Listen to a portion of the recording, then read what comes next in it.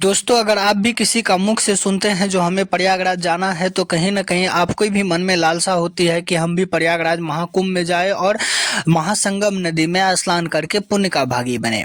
तो चलिए दोस्त, आज हम लोगों का दिन आ चुका है जो हम लोग भी निकल चुके हैं प्रयागराज की तरफ, और देखते हैं जो प्रयागराज जाने में क्या-क्या बाधाएँ आई है और क्या नहीं आई है।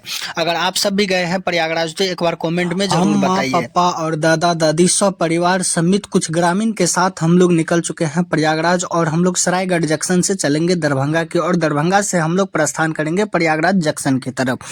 तो ट्रेन में अभी तो भीड़ की आशंका नहीं बताई जा सकती है क्योंकि ट्रेन में गए नहीं है, लेकिन जैसे ही हम लोग ट्रेन में बैठे दरभंगा तक तो ठीक गए, जैसे ही ट्रेन में दरभंगा से प्रयागराज की ओर बैठे तो ट्रेन में इतनी भीड़ थी कि कहीं पर खड़ा होने का भी जगह नहीं था। हम लोग तो ऊपर चढ़ गए, लेकिन हमारे परिवार को बहुत ही दुख झेलना पड़ा और सबको नीचे में सोना पड़ा, और बहुत ही कठिनाई के साथ हम लोग फाइनली पहुंच चुके हैं प्रयागराज। और जैसे ही हम लोग प्रयागराज पहुंचे तो सबसे पहले तो वीडियो बनाना बनता है, और हमने स्टार्ट कर दिया वीडियो बनाना। लेकिन एक दीदी को शर्म आने लगी तो उन्होंने अपने मुख को उस तरफ घुमा लिया और बोला जो मेरा वीडियो शर्म नहीं तो बनाओ। दीदी को लग रही थी ना, हमें नहीं ना। हम तो वीडियो बंद नहीं किए और बनाते ही रहे, और धीरे धीरे हम लोग आगे की ओर बढ़ते रहे। दोस्त, अगर एक बात बोले तो जिंदगी में अगर सबसे बड़ी भीड़ एवं सबसे बड़ा अगर मेला की बात करें तो वे था महाकुंभ का मेला, जो किधर से लाखों लाख संख्या में भीड़ आती और किधर की ओर जाती वे भी अनुभव नहीं होता था। अगर हम लोग अगर बात करें ना तो कहीं अगर बीच से खड़ा होकर अगर देखे तो चारों ओर भीड़ ही भीड़ नजर आती थी। इसमें एक डर बना हुआ था जो कहीं किसी का हाथ न छूट जाए। हम लोगों को फर्स्ट पुलिया से जब एंट्री नहीं दिया पुलिस प्रशासन के द्वारा, तो हम लोग जो है थर्ड पुलिया की ओर प्रस्थान किए और थर्ड पुलिया से होकर संगम की तरफ बढ़ने लगे। लेकिन थर्ड पुलिया से जाते समय ये सुंदर सा नज़ारा आप लोगों को देखने को मिलता होगा, जो किस प्रकार से महाकुंभ की पूरी लाइट दे रही है और किस प्रकार से देखने में बहुत ही भव्य नजर आता है।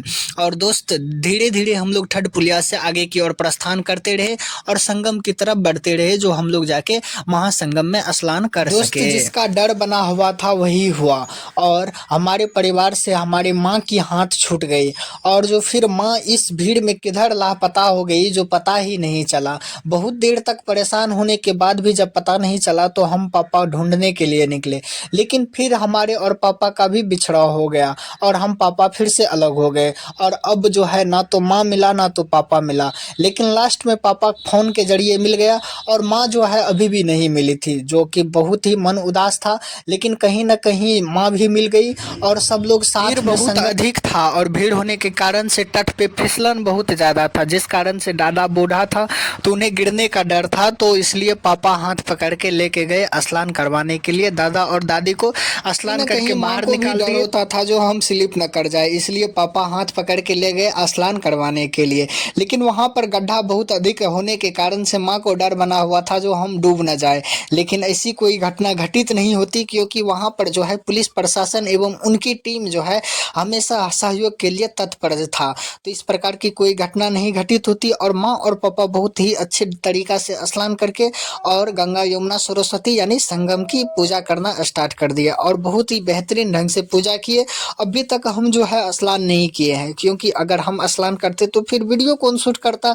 तो अभी हम जो है वीडियो बनाने में मग्न है, अब स्नान करने की बारी हमारी कब आने तक वाली है। हम भी इंतजार करते, झटपट कपड़ा खोले और कूद पड़े संगम में, लेकिन संगम की पानी इतनी ठंडा थी कि मेरा मन क्या निकल के भाग जाऊं। लेकिन इतनी लंबी सफर होने के बावजूद गए महाकुंभ स्नान करने के लिए, निकल के भागते तो भागते कैसे, और बहुत ही श्रद्धा के साथ और पूरी शुद्धता के साथ हमने पानी में गोता लगाया, और टोटल मिला के 5 बार गोता लगाया। उसमें जो है प्रथम गोता अपने माता पिता के नाम किया, और दूसरा गोता अपने खुद का नाम किया, और तीसरा गोता जो है अपने भविष्य में आने वाली पत्नी एवं उनके बच्चे का नाम किया, और चौथा गोता जो है वे भविष्य में आने वाली पूर्वज एवं बीते हुए पूर्वज के नाम किया, और पांचवा गोता का उजागर नहीं कर सकते हैं जो किसका नाम लिए। ठीक है, तो चलिए इस प्रकार से हम लोग जो है पूरी स्नान किया, और स्नान करने के बाद हम झटपट से बाहर निकले, और ठंड भी लग रहा था, लेकिन कपड़ा पहनने और कपड़ा पहनने के बाद बाबा मिल गया टीका लगाने वाला, तो हमने अपने माथा पे टीका लगाया, और टीका लगाने के बाद अब बारी आ गई थी पूरा महाकुंभ मेला घूमने का और हम लोग निकल पड़े घूमने के लिए। और जो है यहाँ पर बहुत ही बेहतरीन ढंग से जो है निगरानी रखी जा रही थी, ऊपर हेलीकॉप्टर से और नीचे कई तो ड्रोन था और कई सारे सीसीटीवी कैमरा की निगरानी में थी। और पूरी महाकुंभ घूमने के बाद जो है साधुओं सबका भी दर्शन हुआ, जिसमें आप लोग देख ही सकते हैं जो कितनी बड़ी मात्रा में भीड़ है और जहां तक नजर दौड़ाए भीड़ ही भीड़ था। और इसमें कई सारे नंगा साधु भी मिले हम लोगों को और उनकी भी दर्शन किए। और नंगा साधु के साथ साथ दर्शन करने के साथ साथ हम लोग अब शहर का बज गया था एक और भूख बहुत ज्यादा लगने के कारण से हम लोग खाना खाए और खाना खा के जो है फिर से पुनः यात्रा शुरू की है और फिर से हम लोग महाकुंभ घूमने लगे। और घूमते घूमते जो है हम लोगों को विचार में आया जो क्यों ना अब हम लोग अयोध्या की ओर प्रस्थान करें। लेकिन अभी तक महाकुंभ खत्म नहीं हुई थी तो हम लोगों ने घूमना स्टार्ट किया और पूरी तरह से घूमे और ये है वापस आने की जगह। और फिर जो है हम लोग दोपहर को वापस आने के लिए प्रस्थान हो गए थे। लेकिन यहाँ पर अभी भी जो है कई लाख व्यक्ति जो है संगम में स्नान कर रहे थे।